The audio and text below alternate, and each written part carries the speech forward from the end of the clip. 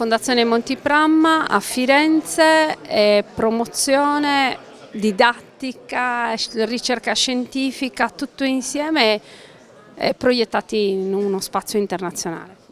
Infatti il tema che abbiamo scelto di approfondire è proprio quello della promozione dell'archeologia della Sardegna, un tema molto importante che ha toccato anche ieri il nostro Presidente nella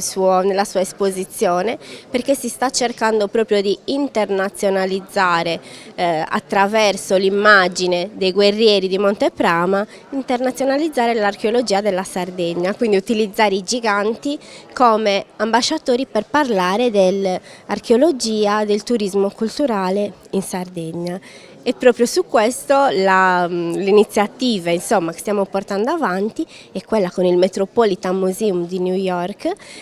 con cui è stato siglato un accordo nell'autunno scorso, nel mese di novembre, e che appunto dal mese di maggio porterà l'archeologia della Sardegna, porterà i giganti di Monteprama in uno dei musei più importanti e più prestigiosi al mondo.